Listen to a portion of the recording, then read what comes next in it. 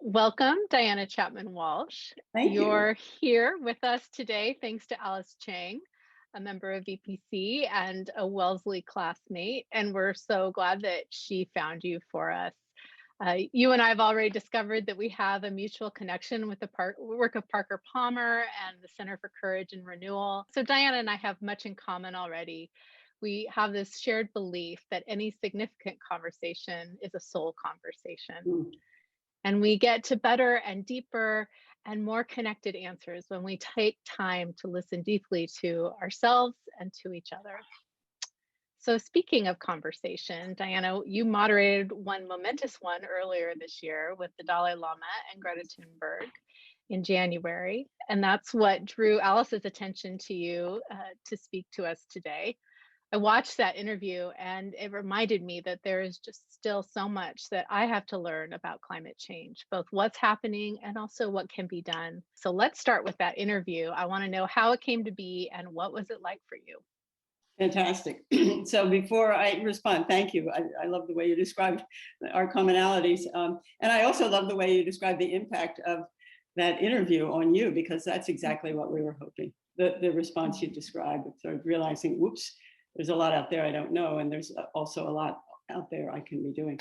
But I first want to give a kudo to you and to your congregation for doing this. So from what you've said about the plans, they're pretty intense. They've been a very hardworking committee thinking about music and poetry and all kinds of multimedia ways to honor Earth Day. And it's such an important topic right now. It just couldn't be more important this year. We need this Earth Day to be the beginning, really, of a whole new revolution in consciousness about our relationship to planet Earth. It was, the first Earth Day was. This one needs to be on that scale, that much of an impact.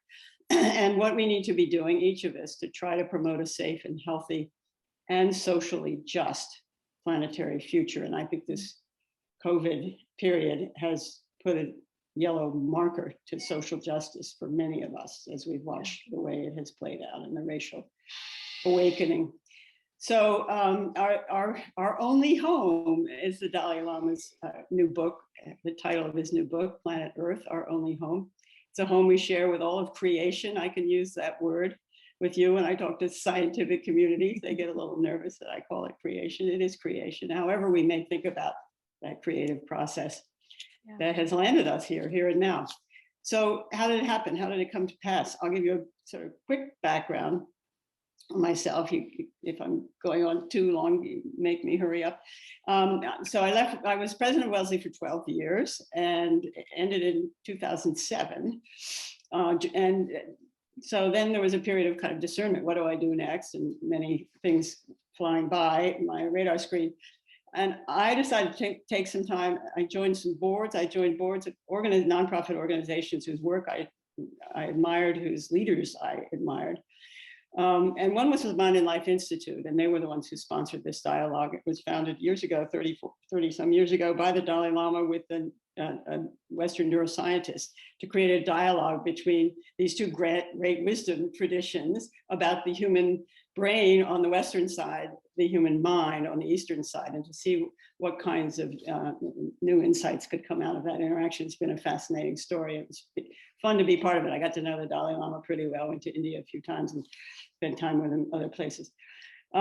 So I was on that board, also on the Massachusetts Institute of Technology board, MIT. And so in some ways, those are two ends of some spectrum, right? From the world of the spirit to the world of the material, of technology and action, and other boards. And I was concerned about climate change. I decided that was going to be, whatever I did, that would be a through line for me, and that I would focus energy on it and teach myself about it, because as you just described, there's so much to know, and I hadn't been focused much on it while I was running a college.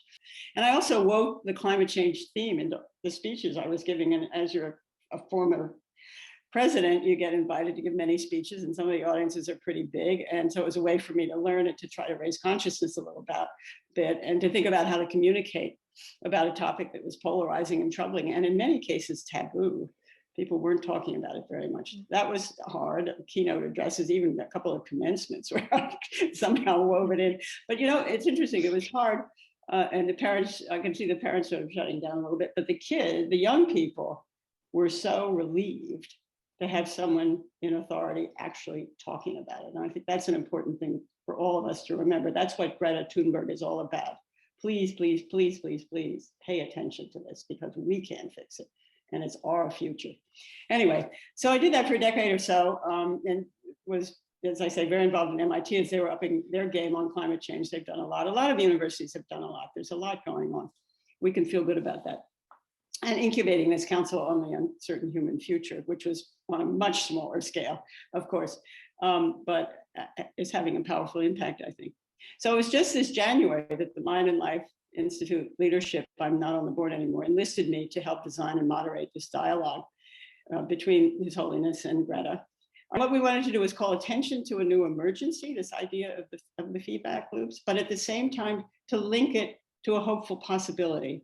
It's one of the things we've learned, anybody who's thought deeply about this, about climate change, is if you just sound the alarm and terrify people, they'll shut down. There's even data that says if they don't see solutions, they're more likely to be climate deniers, because it's a cognitive dissonance, holding the reality and not believing that you can do anything about it. So, and there are many hopeful possibilities, right? So this was what we were all about. So it's that if we act now to protect these natural systems, the forests in particular, woodlands, prairies, coastal wetlands, oceans, these ecosystems can continue to draw down from the atmosphere the greenhouse gases that are already there, the ones we've already admitted. And reducing our emissions now is, of course, vitally important, but there's a whole lot of stuff up there that has to come down, or we'll continue to see this weird weather that we're seeing now. That's baked in.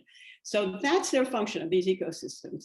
They sequester carbon, and it's really, really urgent that we preserve them so that they can continue to do their job. And that was the essence of this message. These are no regret solutions. They're not going to backfire in our faces, as some of the technological ones often do. They're not going to cause harm. What they can do is increase soil moisture, cloud cover, crop yields, biodiversity, employment, human health, income, resilience. It's all on the plus side. So preserving the forests is a very big one and was featured a lot in the film. Yeah, it's I'm so impressed that on top of learning all of this and facilitating this conversation, one of the things that you've chosen to do is to start this Council on the Uncertain Human Future.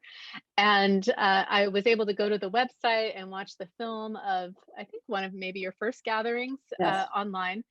And it seems to take Parker Palmer's notion of circles of trust and applies it to how we live our life on this planet.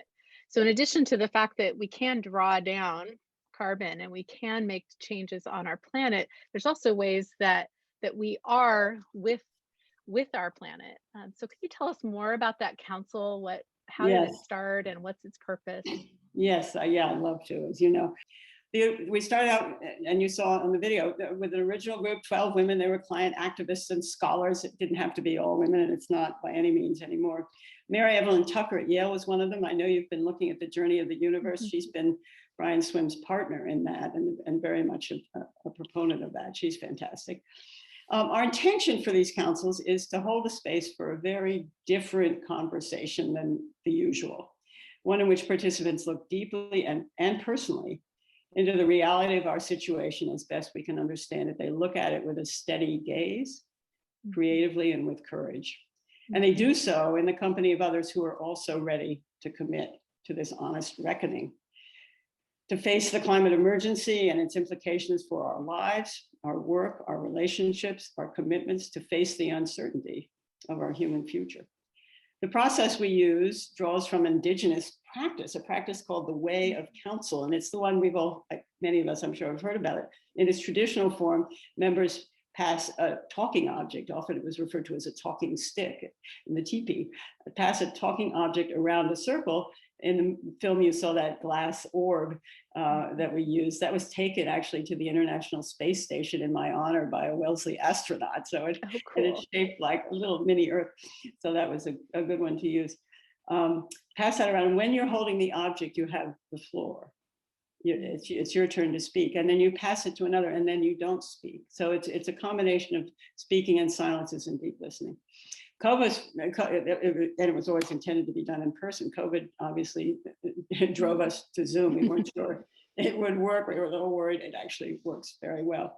So typically it involves 4 or 5 meetings each for 2 hours. That's how we tend to structure it. There are lots of other ways to do it. There's a skilled convener who guides the conversation, and the conversation moves along a kind of arc with a series of prompts or questions. And we look deeply into the issue. We face it fully and honestly. That's the essence. We slow down, we breathe. We often start with a very short meditation. We listen deeply. We become better listeners. We tune into the collective wisdom that resides within the whole. So we become better listeners as well as to ourselves, listening for the yearnings in our own hearts. And in our dissociated modern culture, this technology, this way of counsel, which is ancient in origin, has the feel of a radically new social technology, oddly. It offers the rare gift, and you know it from the Parker Palmer work, the rare gift of an attentive and non-judgmental presence. And that is such a blessing and such a gift, and draws out of people such depth and such extraordinary honesty that it always works. we always joke, if you can do that. So throughout, we're asking ourselves who we choose to be in the face of this emergency that we can no longer ignore, because part of what happens as you start this process is you realize, I really can't look away from this. This requires my attention. So what can I do? Who can I be? And that's the question that I gather your congregation is asking itself this week. Last week it was, what can I do? I think, if I got that right. And this week it was, importantly, who can I be? Of course, so many people are addressing the science of climate change and what we can do. And we're happy to be learning along as well. But I think for me, faith communities also can provide this space to ask that who question, just like your council is. We're speaking about our home. We're speaking about those that are on the margins. We're speaking about our collective capacity to heal. And those are topics that faith should speak to at its very best. I'm curious if you'd share with us what you've learned in addressing, just a little bit of what you've learned about addressing the who in this conversation. Great. Yes. And I agree with you about faith communities. Many people have said and are saying, and I believe deeply, that we're not going to be able to address this crisis, this climate crisis, without a shift in consciousness. And that's clearly the work that faith communities are doing. So let me just answer first in reference to the council and how our sense of who we can be evolved out of that. So what we found is when we slow things down, we become more comfortable with the reality of what we know to be true and how real it is, but also with what we don't know, with the uncertainty of it. We accept the complexity of it and the paradox of being human and being vulnerable. Those are all beings, be words. We accept those things in a new way. We learn to bridge and balance tensions. This is a Parker Palmer idea, to see those tensions, to bridge and balance them without collapsing them in on themselves. So you hold both poles, and you can find creative space in which they can open to wider possibilities if you handle these tensions and don't run from them. We come to trust each other with what we see, hear, perceive, sense, intuit. The prompts sort of invite those kinds of things. What are you seeing? What are you sensing? What we feel, very much about what we feel deeply. And so in that, we're kind of developing a richer and more nuanced collective understanding. I'm seeing this, you're seeing that over here. All these things kind of weave together.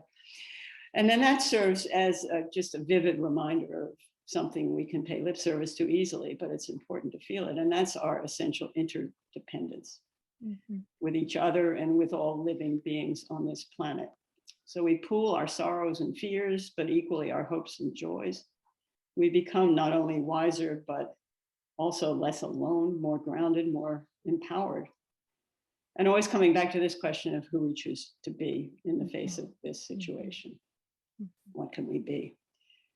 So we saw, I don't want to take too much time, but just one example from MIT. At MIT, we weren't sure how it would go. This is a place of doers. This is engineers. So yeah, so this bias toward action, toward seeing a problem and solving it dispassionately. And we had a forum the other day, and some of the people who've been part of it spoke, and I was leading a little discussion. And they admitted that at first they were reluctant to take their time out for this. They're busy, obviously, as faculty, and it's a distraction. And plus, they feel that part of their role is to keep students kind of protected from too much fear. So they want to keep students moving ahead with solutions and not dwelling in the fear of it, the sadness of it. So they were sort of reluctant to do it. But then they began seeing the value and speaking of the value of connecting to one another in this more personal way, connecting to the larger community, feeling a sharper sense of responsibility to one another across the many silos and divisions. And one of them said, this is a quote, "People emerged with a degree of healing." This is one who was at first very reluctant. Was so delighted to see people emerge with a degree of healing, which is not exactly an MIT word most of the time. They don't have a medical school. They don't talk this way. She said, followed by a wave of inspiration. You could almost see the wheels turning in people's minds. What can I do to help? She said she likes to think of the council as having launched 1,000 ideas. So the what can I do to help and the wave of inspiration were propelled by the related question that everyone had been sitting with, which is, who am I? Who am I in this? What do I see? What do I feel? What do I hear? What do I value? And what gifts do I have to bring? Beautiful. So these two things are connected, doing and being. And let's just end on that question. What can we do? Who can we be? And how are these connected? How do we move forward holding these two things with both hands? So I thought of, I knew you were going to ask that. So three things. What can one person do? Three things. First thing, one person can stop being one person. You've already got that knocked because you have your community and your congregation, and aren't you lucky? But just knowing that you are in this together and can be in this together. So together you can establish practices that support you in making choices about who you want to be in it, to be a person who is making connections, who's sustaining connections, who's welcoming in more and more people. A second thing we all can do is to talk about the climate emergency.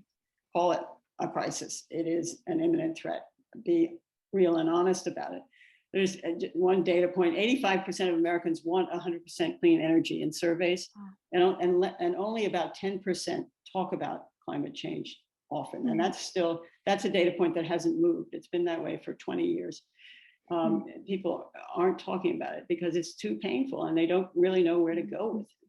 But if we don't talk about it, we're not going to build the political will to address it in time. It's very, very clear. So we have to be active in that way. The third thing, and it goes with the first two, is we can inform ourselves, we can learn. That was the powerful closing message from both Greta and His Holiness. The opportunities to learn are nearly infinite, and that can feel overwhelming, but there are many, many sources that are distilling information in very digestible chunks. It's all over the place, and on Thursday when we meet, I can talk about it, but they're really, really easy to get up to speed and be self-taught on this, a tremendous amount of resource. So we can make all of that a priority. Learning about planet Earth, the journey of the universe, as you're doing, and our place in it, that will keep us mindful of the ways in which the choices we make will have ripple effects. And we need, and this is really important, as we need to acknowledge to ourselves the responsibilities we bear. And I think that's what makes it hard for some of us in the affluent situations in which many of us are, those of us on this call. The feeling of guilt and responsibility is very painful. And we Americans, we residents of California, of this community, not all of us surely, but many of us.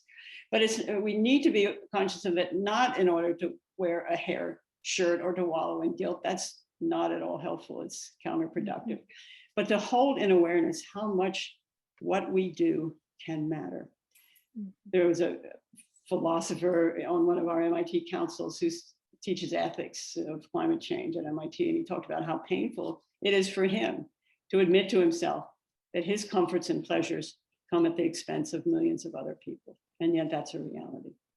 So we can't look away from Jonathan Kozol called it savage inequalities in the educational system. There are savage inequalities in the impact climate change is already having on our fellow residents of this planet. How we've been exporting our pollution from the fossil fuel economy into sacrifice zones that have now been identified that are occupied predominantly by Black, Brown, Indigenous, and poor people. There's lots of research on that. We have a responsibility to them, and we need to hold it in awareness. It's easy to blame big oil and the fossil fuel industries and industrial agriculture, and there are a lot of bad actors there, and they need to be held to account for sure. And we should focus our political energies actually on exposing them. But in the end, it's all about paying attention, I think. Someone once said, attention is a form of love.